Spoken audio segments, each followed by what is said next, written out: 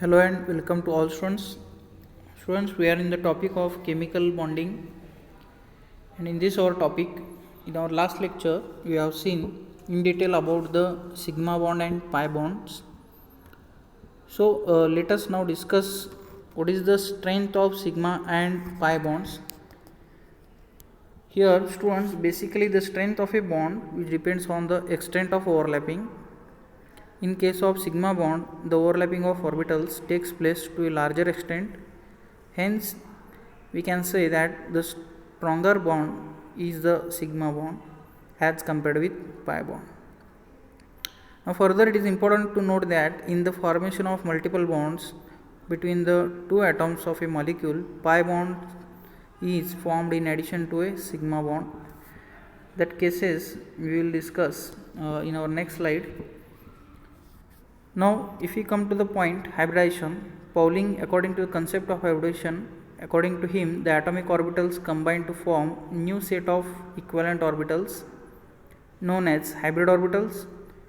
Unlike pure orbitals, the hybrid orbitals are used in the bond formation, and the phenomenon is known as hybridization, which can be defined as the process of mixing and recasting of atomic orbitals, which is slightly different energies, which has so these are redistributed their energies, resulting in the formation of a new set of orbitals which are having equivalent energies and shape. Now, for the sake of simplicity, for example, when 2s orbital and 3 2p orbitals of carbon hybridized, there is a formation of 4 new sp3 hybrid orbitals. That formation you can see in detail for the formation of methane, that is CH4. Salient features of hybridization: the number of hybrid orbitals is equal to the number of the atomic orbitals that get hybridized. The hybridized orbitals are always equivalent in energy and shape. Hybrid orbitals are more effective in forming stable bonds than the pure atomic orbitals. And again, these hybrid orbitals are directed in space in some preferred direction to have minimum repulsion between the electron pairs and thus a stable arrangement. Therefore, the type of hybridization indicates the geometry of the molecules. Now, friends, these are the important conditions of hybridization. The orbitals present in the valence shell of the atom are hybridized, and the orbitals undergoing hybridization should have almost equal energy before going to form the hybrid orbitals. Promotion of electron is not essential condition prior to hybridization.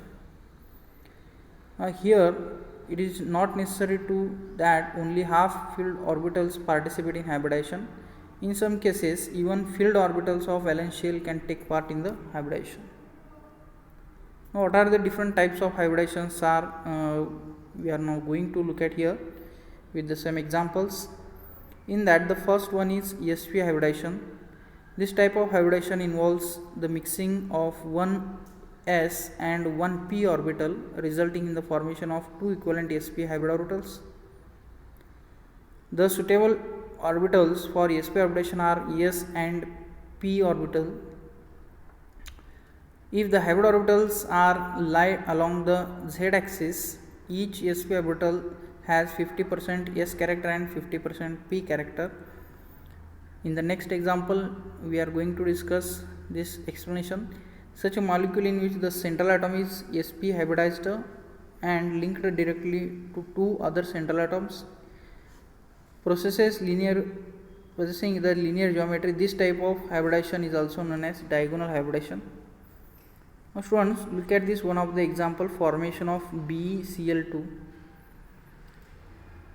As earlier in the previous slide we have stated, here is the formation of that orbitals, means from the mixing and recasting of atomic orbitals to the hybrid orbital. Here is the 1s orbital, which is now going to be combined with the other p orbital, and there is a formation of sigma bond in between them. In this slide you will notice here, and the bond formation which is taking place linearly.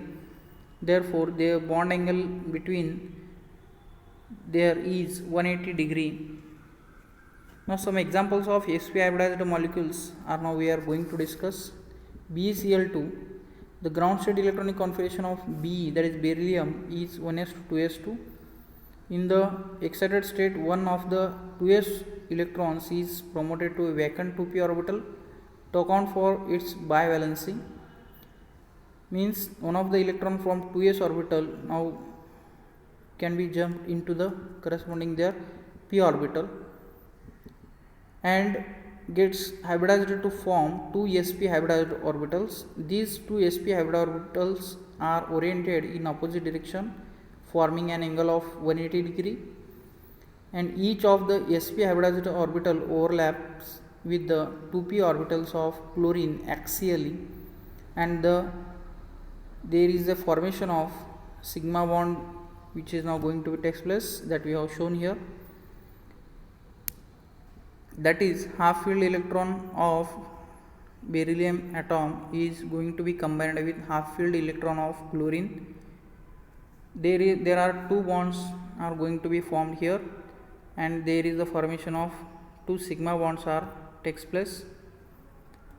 Now student, the next part is sp2 hybridization. In this type of hybridization, there is a involvement of 1s and 2p orbitals in order to form three equivalent to sp2 hybridized orbitals. For example, here for our better understanding, we can take the example of BCl3, BF3, or parallel examples also you can take here from your textbook.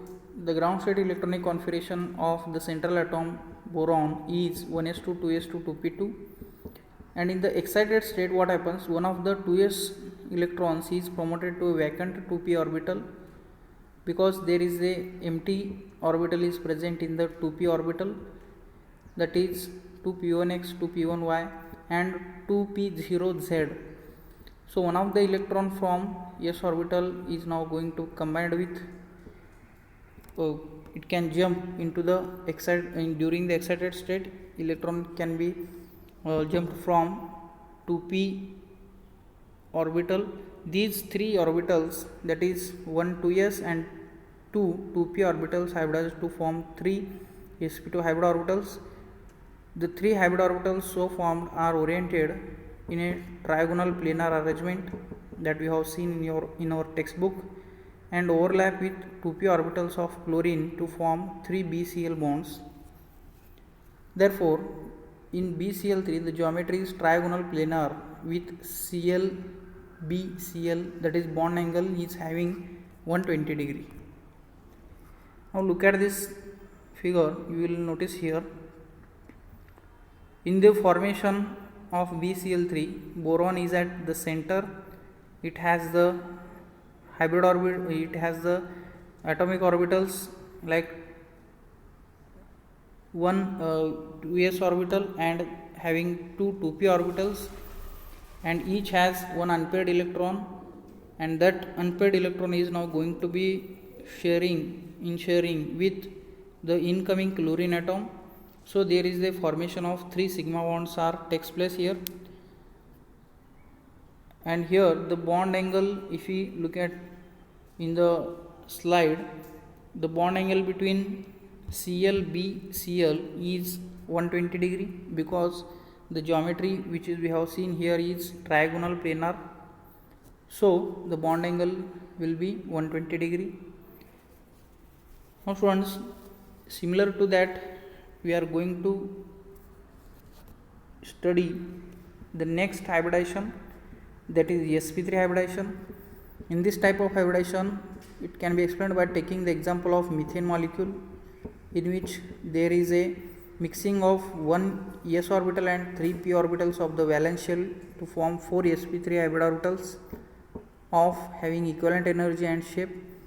There is a 25% s character and 75% p character in each sp3 hybrid orbital. The four sp3 hybrid orbitals so formed are directed towards the four corners of the tetrahedron, and this type of geometry we have explained in our previous slide. The angle between sp3 hybrid orbital is 109.5 degree. So look at here, friends, you will notice here there is a presence of one s orbital and 3 p orbitals, that is px, py and pz. For the sake of simplicity, we can take the example of formation of methane. The electronic configuration of central carbon is 1s2, 2s2, 2p2, and one of the electron from 2s2 gets excited to the 2pz orbital. So there is a remaining 4 unpaired electron in the hybrid orbital of carbon. They are now going to combine with the incoming hydrogen atoms, means one of the unpaired electron of the carbon is now going to be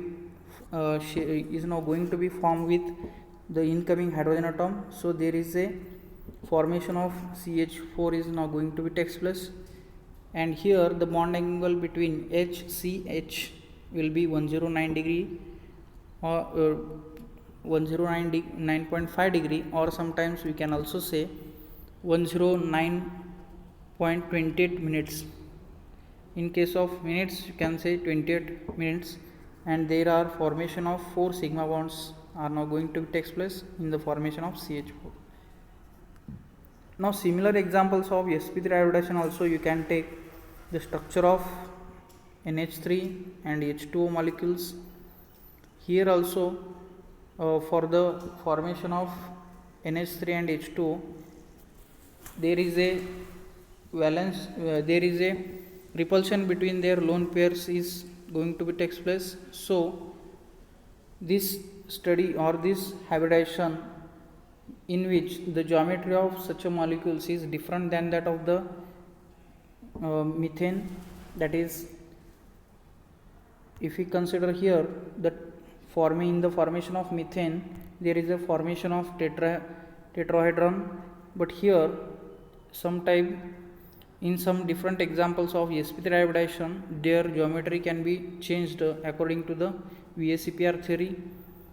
So you can also study with different examples. In our next lecture we will discuss the examples of sp, sp2 and sp3 hybridization. So this is all about today's lecture. We will come with some new examples in the next lecture. Thank you very much.